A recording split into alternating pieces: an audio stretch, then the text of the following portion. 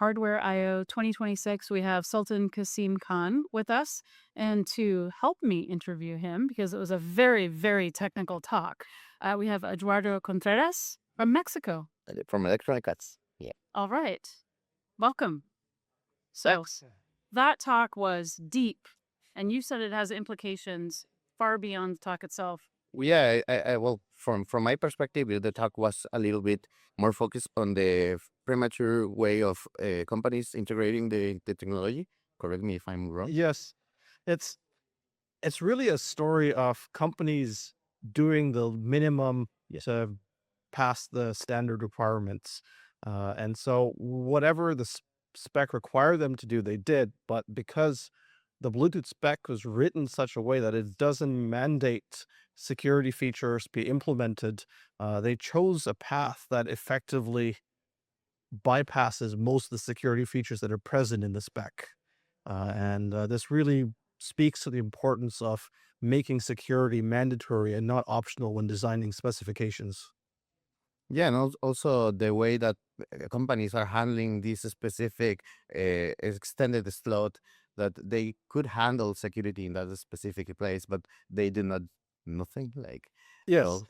it really struck me as strange as how the spec defines the whole extension slot and how to when to transmit a tone, when not to transmit a tone, what information to include at the HCI layer. But then at the higher levels of the stack above the HCI layer, the spec just doesn't say anything about what to do with all that information. And so what happens is that companies follow the spec and they do everything at the radio layer, and then they send the information up through the HCI.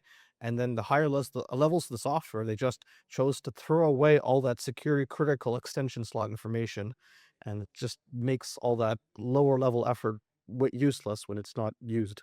And it's really interesting how they have some kind of procedures to try to mitigate that part with the IFFT or with the machine learning kind of stuff. But as you mentioned, it's kind of weird to know how it will behave in the real world because models mathematically are so tied into one specific kind of analysis that for the real world in a modern cellular or I don't know in I'm thinking that channel sounding is more intended for key fobs or maybe key access for houses and that stuff, right?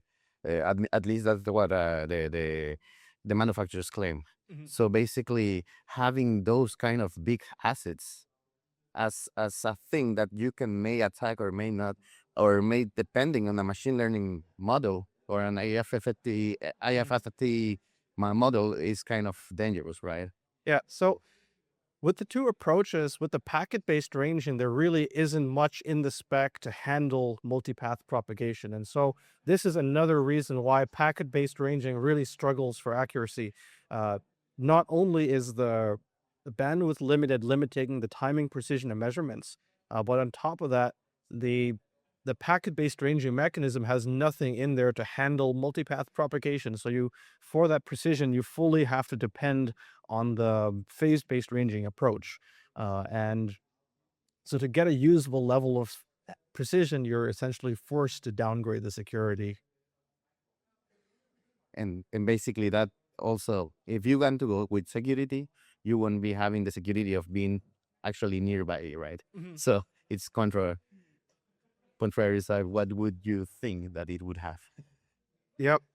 Uh, it is, on one hand, I see benefits in allowing vendors to do clever things, but providing these pieces of information in there.